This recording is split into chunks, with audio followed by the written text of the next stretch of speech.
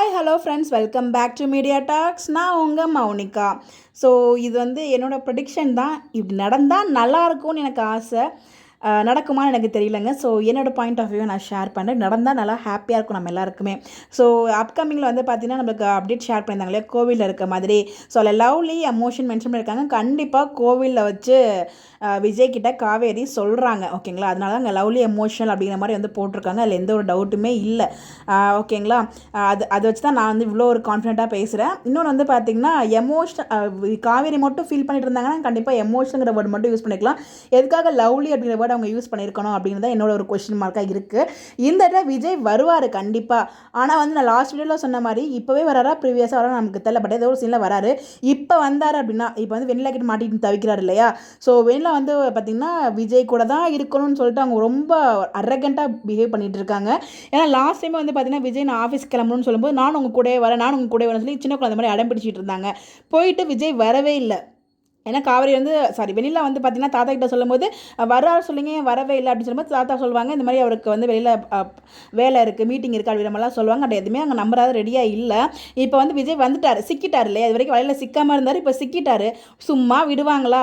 In case இப்படி நடந்தால் நல்லா இருக்கும்ல. விஜய் பார்த்தீங்கன்னா நானும் உங்க கூட வரேன்னு சொல்லும்போது வா போகலாம் அப்படின்னு சொல்லி கூட்டிகிட்டு போயிட்டு வெண்ணிலா கிட்ட பார்த்தீங்கன்னா இவ தான் என்னோட ஒய்ஃப் அப்படிங்கிற மாதிரி அங்கே ரிவீல் பண்ணாருன்னா வேற மாதிரி இருக்கும்ல.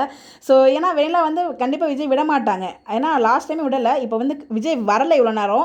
அப்படிங்கிறப்ப விஜய் இப்போ கிடச்சிட்டாருன்னா அவங்க கூட தான் வருவேன்னு சொல்லும்போது சரி வான்னு விஜய் செம்ம டென்ஷன் ஆகி இப்போயே ரிவீல் பண்ணிடலாம் அப்படிங்கிற ஒரு தாட்டில் கூப்பிட்டு போனால் நல்லாயிருக்கும்ல. காவேரி தான் என் ஒய்ஃபு அப்படின்னு சொல்லிட்டாருன்னு வச்சுக்கோங்களேன். அதுக்கப்புறம் வெண்ணிலாவோட கதை முடிஞ்சிச்சுங்க.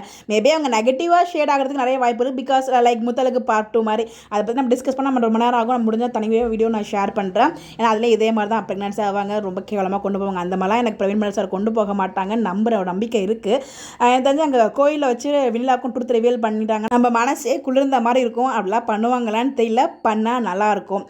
இன்னொரு பக்கம் அப்படி இல்லைன்னா வெண்ணிலாவை கூட்டு வரல, எப்படியோ சமாளிச்சுட்டு அங்கே விட்டு வந்துடுறாருன்னு வச்சுக்கோங்க. வந்துட்டாங்கன்னா காவேரி கிளம்புறதுக்கோடையும் விஜய் அந்த லொக்கேஷனுக்கு ரீச் ஆகிட்டாங்கன்னா அந்த கண்டிப்பாக காவேரி ப்ரெக்னன்சி இன்ஃபார்ம் பண்ணிடுவாங்க. அப்போ விஜயோட ரியாக்ஷன் நம்ம எல்லாரும் எதிர்பார்த்துட்டு இருந்த அந்த ஒரு தருணத்தை அங்கே பார்க்கலாம்.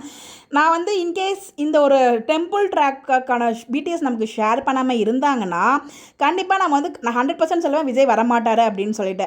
இங்கே ஒரு இக்கு வச்சுருக்காங்க இல்லையா பிடிஎஸை ஷேர் பண்ணி. எனக்கு அதனால தான் எதுவுமே டிசைட் பண்ண முடியல, வருவாரா வரமாட்டாரா அப்படின்னு எல்லாம் டிசைட் பண்ண முடியல. பட் வந்தால் நல்லாயிருக்கும் நான் ஃபீல் பண்ணுறேன். உங்களுடைய கருத்துக்கள் மறக்காமல் கமெண்ட்டில் ஷேர் பண்ணி இதுக்கு இதை பற்றி ரொம்ப டிஸ்கஸ் பண்ணோம். அது எப்படி கொண்டு போகிறாங்களோ அப்படி போகட்டும் அப்படிங்கிற மாதிரி எனக்கு ஏன்னா நான் என்ன அறியாமல் நான் குழம்பிட்டு இருக்கேன். எது நடக்குமா அது நடக்குமான்னு சொல்லி பைத்திய மாதிரி யோசிச்சுட்டு உட்காந்துருக்கேன். நான் நல்லா இந்த மனுஷங்களே இப்படி பைத்தியமாக்கி விட்டாங்களே அப்படிங்கிற மாதிரி தான் எனக்கு ஃபீல் ஆகுது. ஏன்னா அந்த லெவலுக்கு குழப்பமாக இருக்குங்க.